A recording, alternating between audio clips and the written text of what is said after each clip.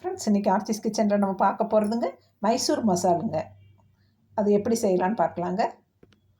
இப்போ ஒரு 4 spoon oil ஊற்றிக்கலாங்க. கடலெண்ணெய், ஆயில் எது வேணுமோ ஊற்றிக்கலாங்க. எண்ணெய் நல்லா காயிட்டும். சோம்பு அரை டீஸ்பூன் போட்டுக்கலாங்க. அப்படியே கடுகு போட்டுக்கலாங்க. அப்படியே பாசிப்பருப்பு கொஞ்சம் போட்டுக்கலாங்க. அப்படியே கடலைப்பருப்பு போட்டுக்கலாங்க. இதை நல்லா பொரியிட்டுங்க. இப்போ நம்ம போட்ட பொருளெல்லாம் நல்லா பொரிஞ்சிருச்சுங்க. இப்போ என்ன பண்ணலாங்க, பெரிய வெங்காயம் நீளமாக வெட்டி வச்சுருக்குங்க, அதை போட்டுக்கலாங்க. அப்படியே 2 வரமிளகாய் போட்டுக்கலாங்க. அப்படியே ஒரு பிட்டு இஞ்சி போட்டுக்கலாங்க. பூண்டு ஒரு 5-6 பல் போட்டுக்கலாங்க. ஏன்னா உருளைக்கிழங்கு மைசூர் உருளைக்கிழங்கு மசாலாங்க. அப்படியே பச்சை மிளகா ஒரு 2-3 அறுத்து போட்டுக்கலாங்க. அப்படியே மல்லி கருவேப்பிலையும் போட்டுக்கலாங்க. இது நல்லா கிளறி கொடுக்கலாங்க. இப்போ லைட்டாக மஞ்சத்தூள் இதிலே போட்டு வதக்கிக்கலாங்க.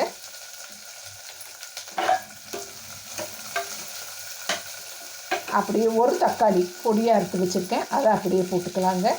இது நல்லா கிளறி கொடுக்கலாங்க. இந்த வெங்காயம் வதங்குறதுக்கு மட்டும் கொஞ்சம் உப்பு போட்டுட்டு மறுபடியும் கிளறி கொடுக்கலாங்க. வெங்காயம் நல்லா வதங்கிடுங்க.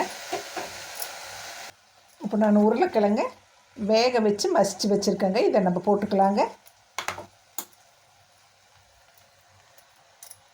நல்ல ஊட்டி கிழங்குங்க, நல்லா சூப்பராக இருக்குங்க இது மைசூர் மசாலா. அவ்வளோ நல்லா இருக்குங்க. இதுலேயும் மசாலா தோசை போடலாங்க. பூரிக்கு வச்சுக்கலாம், சப்பாத்திக்கு வச்சுக்கலாம், தோசைக்கு வச்சுக்கலாம்.